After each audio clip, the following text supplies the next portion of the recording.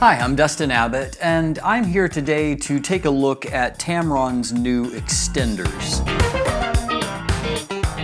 As a part of their new SP line and the new lenses they have released, including really kind of focusing on the G2 versions of their zoom lenses, including the 150 to 600 G2 and then also the brand new 70 to 200 f2.8 G2 lenses.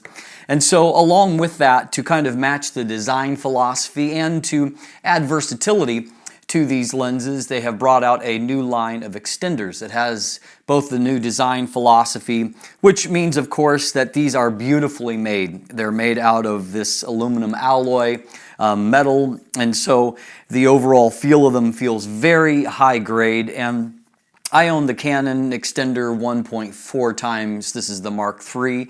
And of course, I will have to admit, number one, that I'm not necessarily crazy about the great white look of Canon's lenses. There's some people that really like that because they stand out, and others that think that they're just, a little too noticeable. I think I fall really into the latter crowd. I really kind of prefer the overall look, this kind of sleeker black look of these lenses. And of course, I don't shoot in a very, very hot environment on a normal basis. I mean, I live in Canada, not exactly the hottest environment. But even when I go to hotter environments, I don't really find that I notice a big difference in things heating up with a black lens versus a white lens. But anyway, I think that the overall look of these extenders is nicer. And when I look at the build now, side by side, comparing the 1.4x with the Tamron 1.4x, I don't think that I could say that the Canon is any better made than what the Tamron is. They both have a very kind of nice, dense metal feel, and they both are weather resistant. They have the moisture and dust resistant. They've, and so they match up with the lenses and the camera bodies that really they should be most compatible with.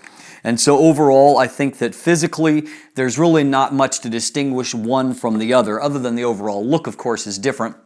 But in terms of the overall build quality on these is very, very good. And so that sets them apart from Tamron's earlier extenders, which, much like earlier Tamron lenses, tended to be a little more, plastic fantastic, and maybe that's taken it a little bit too extreme. But, it was used to be that third-party lenses did not have the same level of build that the better first-party lenses did.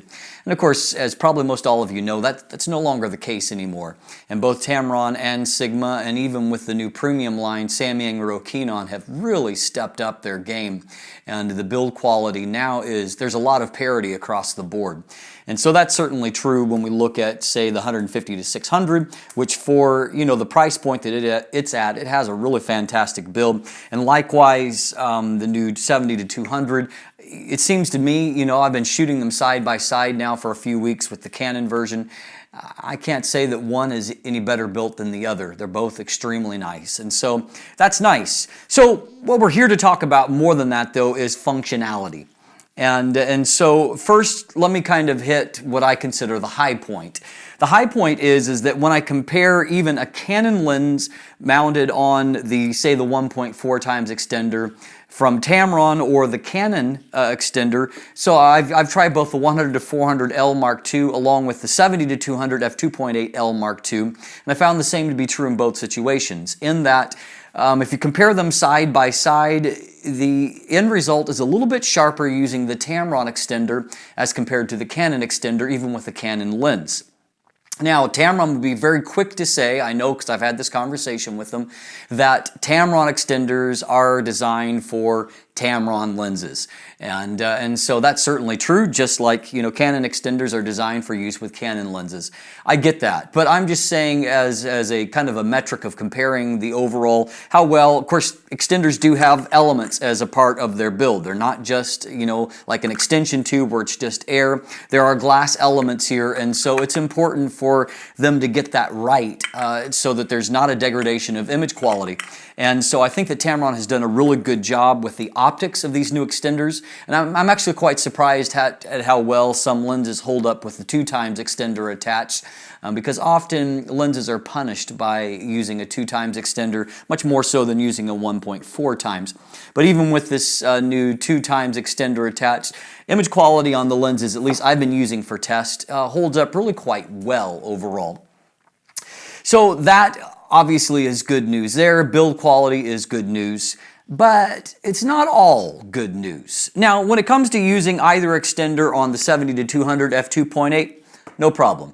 And they both focus quickly and accurately. I've tried that on both Canon 5D Mark IV body, which of course has a fantastic focus system, and then also with the Canon 80D, which has a less fantastic but still very good focus system.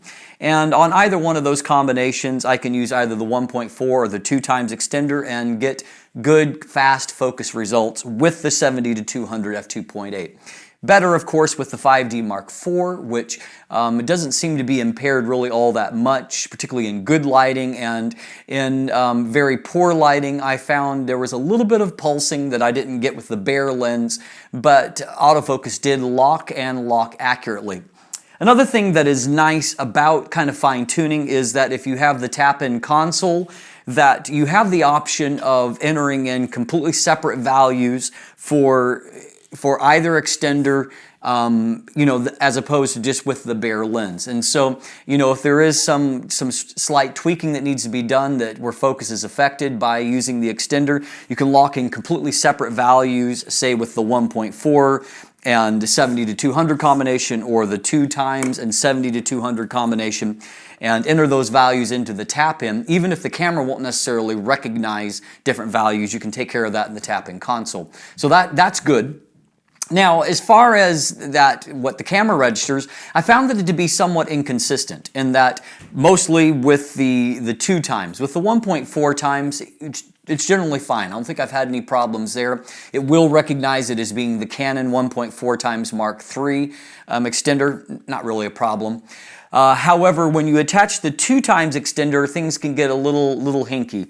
It will often just recognize it as still being the 1.4x, and so it will show the focal length. For example, with this, it will show the maximum focal length as being 280 millimeters as opposed to 400 millimeters, although it actually is 400 millimeters. Beyond that, it will also sometimes not show the accurate maximum aperture, although that's not so much a problem with the 70-200, but things get a little bit weird with the 150-600 lens. And so that can be a little bit of a quirk overall. And if you're putting a Canon lens on with a 2x extender, expect things to be really kind of quirky in the way that things register as a part of that. It will function, but not necessarily functioning well with autofocus. And so I do think that you're better suited in matching Tamron to Tamron and Canon to Canon, so on and so forth. Now, things are a little bit less rosy when you stick these extenders on the 150-600. Now, Tamron is touting these as being fully compatible with the 150-600. And in a lab technical perfection, maybe that's true. But as far as actual functional autofocus in the field, I don't feel like the 150-600 focuses well with either extender attached. Image quality is really, as I've said, I'm surprised at how well image quality holds up. And of course, you can achieve some really crazy focal lengths, particularly with the 2x extender attached, which gets you up to 1200 millimeters. And if you throw that on APS-C, all of a sudden you're up over 1900 millimeters. So a crazy amount of reach. However, I think that you need to plan on manually focusing in those situations. And that's true with any of the camera bodies that I have access to. With the 80D, of course, is even less confident, and I had a hard time locking focus even with the 1.4x extender unless my subject was completely still and very high contrast. And so, like for example, if you're trying to catch something that is closer to you and there's something that's large behind, I was kind of shooting through, trying to catch some berries in this photo here, and beyond that was a brick wall. And all autofocus wanted to go to was the brick wall. It just had a hard time, and so I had to manually focus and bring things back to where I could get kind of an accurate focus lock there. And so with the 5D Mark IV, and of course its fantastic focus system, things were a little bit better. I was able to lock focus, but if there's not a high contrast subject, and if your subject is moving at all, I found it just an exercise in frustration. You know, just kind of hunting back and forth and not really locking focus at all. And if you throw on the 2x extender, forget autofocus. And really, rightly so. I mean, camera bodies are just getting to the place where they're doing a little bit better, the most modern ones with a maximum aperture of f8 autofocus. And if you throw on the 2x converter with this lens, which has a maximum aperture of f6.3, you're really getting a combination that's somewhere around f13. And so it's no wonder that it doesn't autofocus well. Now, of course, Tamron tells me that it autofocuses perfectly. You know, it's perfectly compatible, just the camera technology isn't there yet. Fair enough, but it's kind of a moot point, because with any of the camera bodies that you or I have access to, it's basically a no-fly in terms of actual autofocus.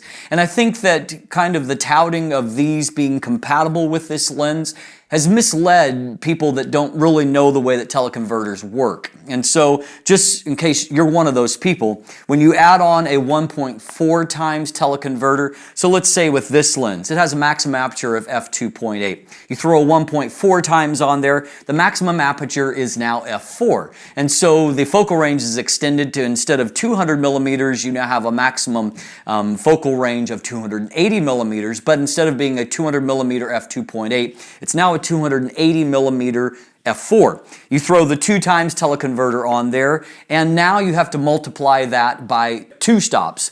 And so instead of f2.8, it is now a maximum aperture of f5.6, and obviously a maximum focal length of 400 millimeters. No problem if you're starting with a lens that has a maximum aperture of f2.8. But a much bigger problem when you have a lens that is already slow in terms of the amount of light that it allows to reach the sensor.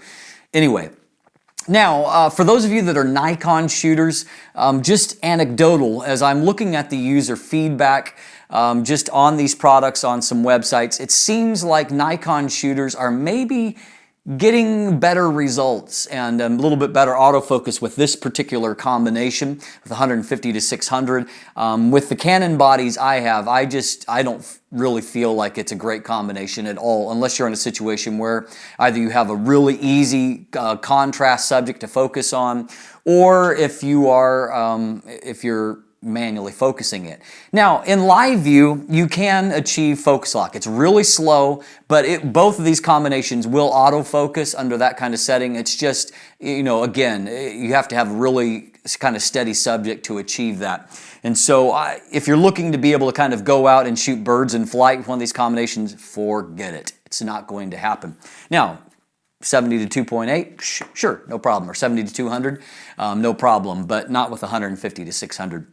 And so overall, there's some good and there's some bad here. The good is that optically they're fantastic. They produce really good results. As far as the build quality, also excellent. And I think that that's really great. And if you're pairing it with the 70 to 200, I think you're going to like the versatility and the results that you can get with that combination. If you're wanting to extend the range of the 150 to 600, however, I think you might be a little bit disappointed if you're expecting to have, you know, any kind of relatively fluid autofocus. And so the other kind of, you know, potential negative is when it comes to the price, and that basically these new teleconverters are priced the same as the first-party counterparts, and so as the Canon or the Nikon versions. In the US market, the 1.4x is $419 compared to $429, and the 2x is $429 compared to $429 for the Canon version. And so for people that are accustomed to paying less for third-party, they might be thrown a little bit by that. However, you know, thankfully the new 70 to 200, it is designed for use with teleconverters. The previous generation A009 70 to 200, it didn't play very well with teleconverters. This one does. And so it's progress in the right direction. But I hope that this helps you to know kind of the nuance of that. And so I still think that using slow lenses with teleconverters is not really feasible with modern focusing technology. If you're using a faster lens like the 70 to 200, sure, have fun. I'm Dustin Abbott, and if you haven't already, you can follow me on social media. You can find links in the description down below. Sign up for my newsletter, and of course, if you haven't already, please click that subscribe button. Thanks for watching. Have a great day.